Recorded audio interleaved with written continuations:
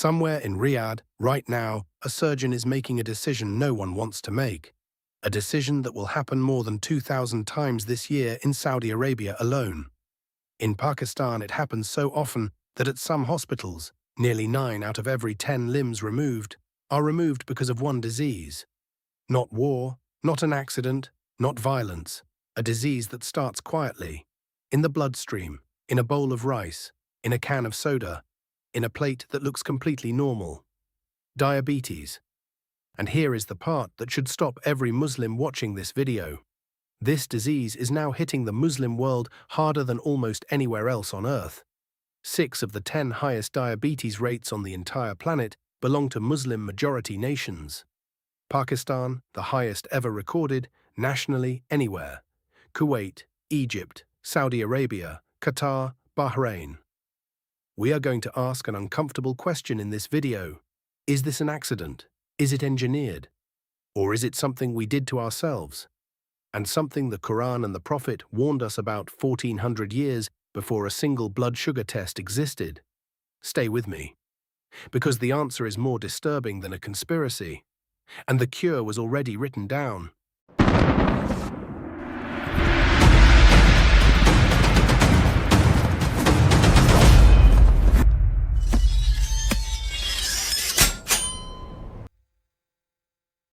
Let's start with the numbers because they need to be said plainly, once, before we go anywhere else. In Pakistan, nearly 1 in 3 adults has diabetes. 30.8%.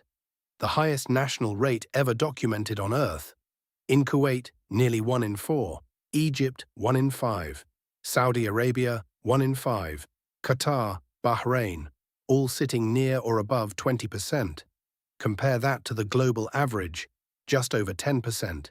These are not poor, forgotten nations with no healthcare. Some of these are among the wealthiest countries on the planet, which means whatever is happening here, money did not fix it. In some ways, money made it worse, and it's not confined to the Gulf. Turkey, the highest rate in its entire region. Malaysia, Bangladesh, Indonesia. Even Mali in West Africa is climbing, though still comparatively low. This is not one country's problem. This is an Ummah-wide health emergency, and almost nobody is talking about it from a faith-based perspective. Every doctor will tell you the biology. Almost no one is asking, what does the Deen say we did wrong? Now, before we go further, we have to address the question everyone watching this channel is already asking. Is someone doing this to us on purpose? Here is where we have to be honest with you, because that is what this channel exists to do. Not confirm what feels satisfying, but confirm what is true. There is a real documented case of a food industry manipulating science to hide the truth about what makes people sick. In 1967, nearly 60 years ago, the Sugar Research Foundation secretly paid scientists at Harvard University to publish a study in a major medical journal. The purpose? To clear sugar's name and shift the blame for heart disease onto fat instead. It worked. For 50 years, the entire Western world built its dietary guidelines around a lie bought and paid for by the sugar industry. This is not speculation. This is documented, exposed, published history, verified in JAMA Internal Medicine in 2016. But here is the honest part we owe you. This was not a plot against Muslims. This was a plot against everyone. Every country that adopted a Western diet, Christian, Jewish, Hindu, Muslim, atheist, absorbed the same poison advice. The Muslim world did not get targeted. The Muslim world got swept up. And because of oil wealth, urbanization and speed, some of our nations adopted the Western diet faster and harder than anywhere else on Earth. We went from the desert to the drive-through in 1 generation. That is not a hidden hand reaching out to harm the Ummah specifically. That is something worse, in a way. It means the door was open, and we walked through it ourselves. So if it's not a conspiracy against us specifically, what is it? 3 things, and all 3 are documented, peer-reviewed, and undeniable. First, genetics. Populations across the Arab Gulf and South Asia carry a documented elevated genetic risk for type 2 diabetes, some of it concentrated by generations of family intermarriage. This is not an insult. It is biology, and biology is not haram to discuss. Second, the diet. In a single human lifetime, entire nations went from a traditional diet, dates, whole grains, dairy, moderate portions, to a diet saturated in refined sugar, fried food, and sugary drinks. Researchers actually have a name for this. They call it the curse of wealth. Third, the lifestyle. Air-conditioned cars, elevators, screens, heat that keeps people indoors. The body was built to move, and we built a world designed to stop it from moving. Genetics loaded the gun. The Western diet pulled the trigger. And a sedentary lifestyle made sure it never missed. Even Saudi Arabia's own government admits this. Vision 2030 has an explicit national target: cut obesity, cut diabetes prevalence, because their own health ministry knows exactly what caused this. And it isn't a foreign plot. It's 4 decades of forgetting how our own grandparents ate. Here is where this stops being a statistic and becomes something you can feel in your chest. People with diabetes are 10 to 15 times more likely to lose a limb than people without it. In Saudi Arabia and across the wider region, researchers project roughly 500,000 diabetes-related amputations over the coming decade if nothing changes. In 2018 alone, Saudi Arabia's Ministry of Health recorded over 2,200 diabetic amputations in a single year in a single country. In Pakistan, at major hospitals, 87%, nearly 9 out of every 10 major limb amputations, are caused by diabetes.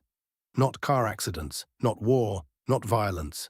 A bowl of rice, eaten one bite past what the body was ever built to hold, for 40 years, quietly, until the foot stops healing and has to be removed. And for the poorest members of the Muslim Ummah, in Pakistan, Bangladesh, across sub-Saharan Africa, there often isn't even the healthcare to catch it in time. In much of sub-Saharan Africa, more than half of all diabetes cases are never diagnosed until a complication like this forces the issue. Insulin that costs $50 to $100 a year may be completely out of reach for a family surviving on a few dollars a day. Meanwhile, in wealthy Gulf states, insulin is often free. The same disease, 2 completely different fates, decided entirely by an accident of birth and national wealth. This is the real inequality in the Muslim world today. Not a hidden hand, an honest, visible, correctable gap between rich and poor. And we are not correcting it fast enough. And now here is the part of this video that no cardiologist, no endocrinologist, no Western health ministry will ever tell you. The cure for most of what we just described was revealed to the Ummah 1400 years ago. The Prophet Muhammad said, "A human being fills no worse vessel than his stomach. It is sufficient for a human being to eat a few mouthfuls to keep his spine straight. But if he must fill it, then 1/3 for food, 1/3 for drink, and 1/3 for air." Sunan ibn Majah.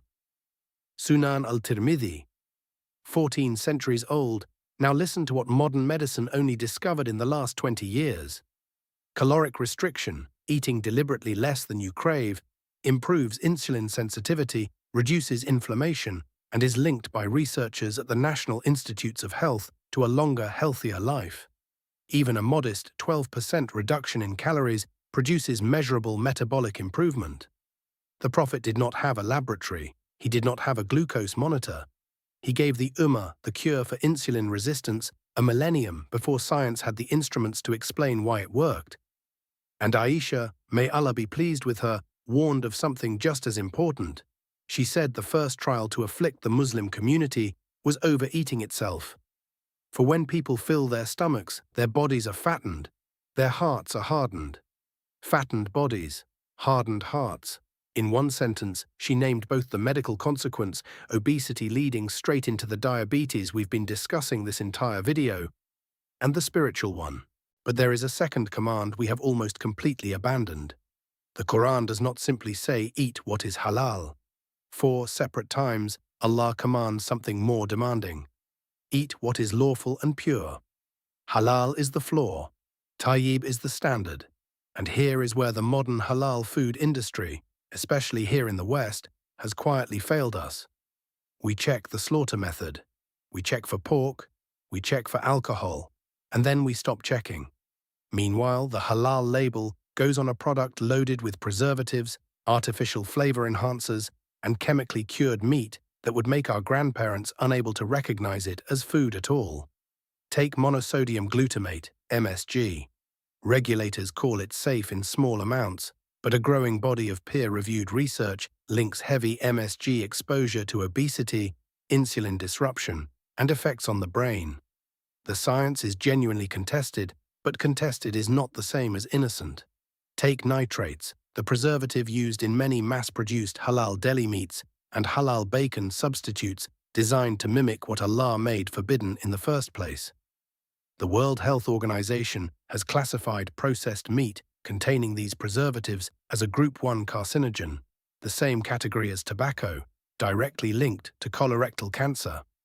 We are not telling you to only eat organic food.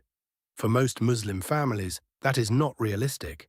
And Allah does not burden a soul beyond what it can bear. But there is a difference between what is realistic and what has become normal.